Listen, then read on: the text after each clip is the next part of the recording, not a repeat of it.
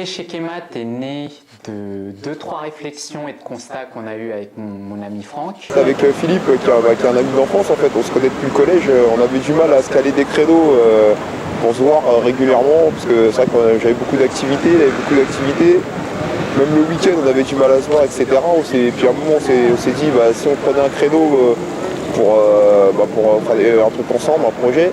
On s'est rendu compte qu'avec l'âge, on devenait de plus en plus nostalgique des années 80, 90. En fait, toute l'époque qui a marqué en fait notre enfance et notre adolescence.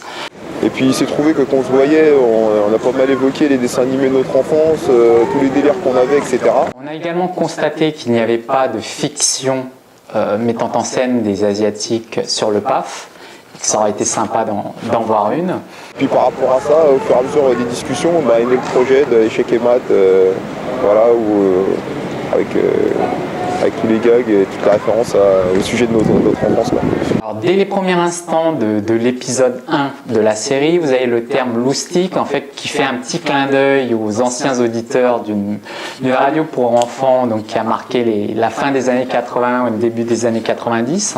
Super loustic, où on écoutait les musiques de dessins animés, etc.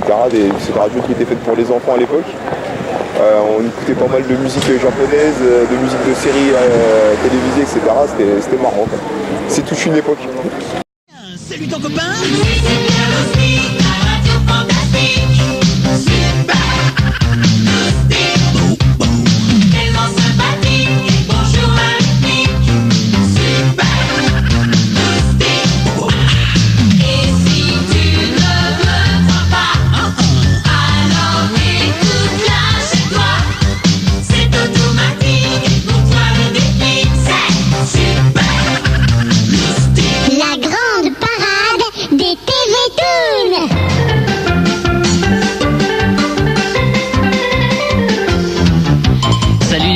Bonsoir et bienvenue dans le monde magique du dessin animé. Comme tous les dimanches soirs, nous sommes ensemble jusqu'à 20h. C'est la grande parade des TV Toon et c'est Olivier. La grande parade des TV Toon pour tout savoir avant tout le monde sur les dessins animés de la télé. Bien sûr, vous avez également une référence à la série How I Met Your Mother, parce qu'en fait, tout le délire d'Échecs et Maths tourne autour de la parodie de la série How I Met Your Mother. Au niveau des voix, on a fait des petites voix comme dans les doublages à l'ancienne de AB Productions, Nicky Larson, Ken le Survivant. Les doublages marrants de l'époque, quoi. Tu es blessé? Oui, j'ai bobo partout. Si vous refusez de suivre mon conseil, personne ne pourra vous sauver. Vous allez vous faire bobo à vous-même. Je suis très méchant. Ah! Mais tu es un vrai déluré, toi, tu m'as fait bobo. Oh, mais je vous ai à peine touché, je ne connais pas ma force. C'est vraiment incroyable. Mais qu'est-ce qu'on fait de ce flic? Il ne sert plus à rien. Tu peux lui faire bobo. Très bien. Il y a un clin d'œil pour Smooth Criminal, un clin d'œil à Captain Neo, et puis un gros clin d'œil aussi à l'épisode, donc un des épisodes de Prince de Bel-Air avec Carlton qui essaie de séduire une nana. Thanks. Carl, thanks.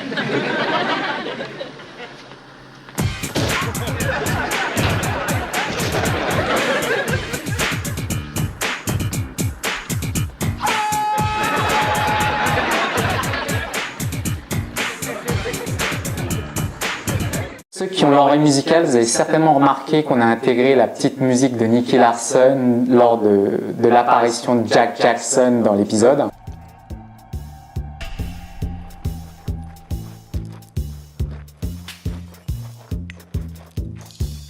Laissez-la. T'es qui, toi? Je suis Jack. Jack Jackson.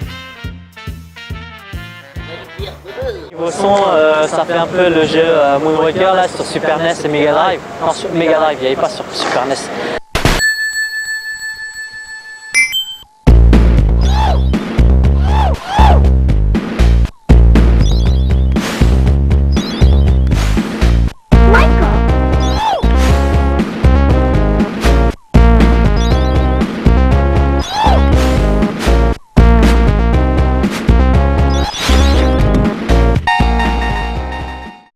L'épisode déjà, il y avait une petite référence à tous les trucs de ninja, Naruto, etc. avec les ninjas. Et on a également intégré un petit clin d'œil à la pub du bâton de berger des années 80.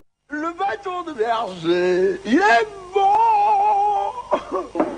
Hein? Ben je sais, seulement le bâton de berger, il n'y a pas d'heure pour en manger. Eh oui, il n'y a pas d'heure pour en manger du bâton de berger. De Gustave Bridou.